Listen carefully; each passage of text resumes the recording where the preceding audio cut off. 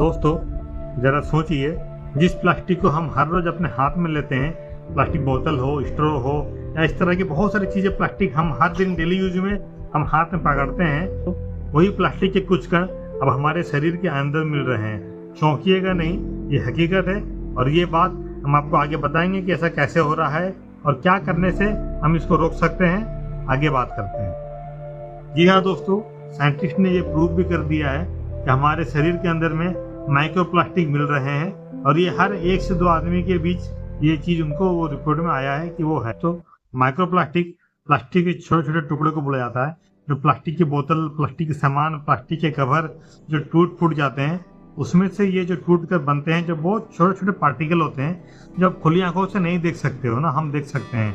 तो ये जो पार्टिकल्स है, आसानी से खाना, हवा, पानी में आसानी से ये घुल जाते हैं। 2024 के रिसर्च में ये बात सामने आई है कि हर 1 से दूसरे आदमी के अंदर में माइक्रोप्लास्टिक के कण मिले हैं।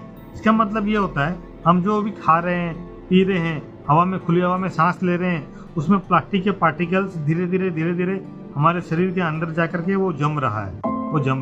अब तक के स्टडीज कहते हैं कि ये जो माइक्रोप्लास्टिक है ये हमारे नसों में चिपक सकते हैं। तो नसों में अगर ये चिपक जाएंगे तो चिपकने से होगा ये कि ब्लड का जो फ्लो है ऑटोमेटिक स्लो हो जाएगा, क्योंकि रास्ते में जब कोई रुकावट आएगी ऑटोमेटिक वो ब्रेक डाउन होगा, वो धीरे होगा, स्लो होगा। और वैसे भी हम इतना स्वस्थ नहीं है, हर किसी के शरीर में कुछ ना कुछ बीमारी ऑलरेडी पहले से मौजूद है। ये एक नई चीज अगर आ गई तो हमारे हार्ट, हमारे लीवर, हमारे लंग्स को बहुत ही गहरा नुकसान पहुंचा सकता है ये चीज। डॉक्टर्स का मानना है ये जो माइक्रोप्लास्टिक है, नैनो प्लास्टिक है, ये बच्चों के विकास में भी इसका असर पड़ सकता है। और सबसे बुरी बात, सबसे खतरनाक बात तो ये है, ये जो माइक्रोप्लास्टिक है, ये जो नैनो प्लास्टिक है, इसको आप किसी तरीके से शरीर से बाहर नहीं निकाल सकते। ये धीरे धीरे आपके अंदर जमता जा रहा है। जिस तरह से घर के बाहर आप डस्टबिन देखते हो, आप उसमें कचरा फेंकते हो, उसको साफ कर लेते हो, फिर भी कुछ ना कुछ कचरा उसमें रह जाता है। इसमें तो ऐसा है कि अगर ये गया तो गया, ये और निकल नहीं पाएगा, ये वहीं पर रह के जम रहा है। और उम्मीद है कि अगर हम छोटे छोटे कदम लेंगे उस खतरे को कम कर सकते हैं।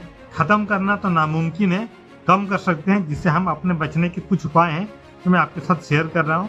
तो सबसे कॉमन से चीज़ आजकल पानी पीना। प्लास्टिक बोतल, आप कहीं बाहर गए हैं, प्लास्टिक की बोतल खरीदे हैं तो वो भी अलग है, हालांकि कोशिश करें कि वो भी ना हो, लेकिन घर पे या ऑफिस में कहीं पर भी स्टील की बोतल हो, तो कांसे की बोतल हो, उस तरह की चीज़ों का इस्तेमाल करें। प्लास्टिक की बोतल का इस्तेमाल धीरे धीरे कम करने की कोशिश करें। बड़ी चीज़, बाजार जाते वक्त आप अपने घर से थैला लेकर के जाएं कपड़े का, क्योंकि बाजार से हम जो प्लास्टिक लेकर के आते हैं वो हम किसी लालच में लाते हैं अपने घर में यूज करने के लिए। हालांकि वो यूज होता अलग बात है, लेकिन इस तरह से मार्केट में उसकी डिमांड बढ़ती है, प्लास्टिक का प्रोडक्शन बढ़ रहा है और वो हमारे समाज को और वही तरह की चीज़ें हम सबको नुकसान। पैकेट इनका कम से कम इस्तेमाल करें। घर से जब भी कचरा निकले तो प्लास्टिक वेस्ट को अलग रखें। और हाँ, हमारे चैनल को सब्सक्राइब जरूर करके जाइएगा। एक और साइड इफेक्ट है, इस तरह की चीज़ इस्तेमाल करने से अक्सर ये चीज़ नाली में फेंकी जाती है। अक्सर बारिश के दिनों में ये जो मेन होल होता है उसको ये जाम कर देती है। उसकी वजह से पानी जब जा नहीं पाता है मेन स्रोत से, तो अक्सर बाढ़ जैसे हालात पैदा हो जाते हैं, घरों पे पानी जमना शुरू हो जाता है। तो इसके और भी बहुत सारे साइड इफेक्ट है। कोशिश करें कि अपने दिनचर्या में प्लास्टिक्स का कम से कम इस्तेमाल करें, क्योंकि ये तो नामुमकिन है कि बिल्कुल भी ना हो पाएगा। ये तो नहीं हो सकता है बिल्कुल भी, क्योंकि ये हमारे लाइफ में ऐसा ये घुस गया है, इसको निकालना बहुत मुश्किल है। फिर भी कोशिश करें कि कम से कम इसका इस्तेमाल हो, तो वो हम सब के लिए, समाज के लिए बहुत ही बेहतर होगा। ये बात सिर्फ एनवायरनमेंट की नहीं, हमारे सेहत का भी सवाल है। आज अगर हमने अपनी आदत नहीं बदली तो ये प्लास्टिक हमारी आने वाली नस्लों के लिए भी जहर साबित होगा। दोस्तों, आज ही फैसला लें, कम प्लास्टिक, अच्छी सेहत, ज़्यादा उम्मीद। सब मिलकर ही अपनी धरती, अपने शरीर को बचा सकते हैं। ये हमारी जिम्मेदारी है, हमें इसे कैसे रखना है।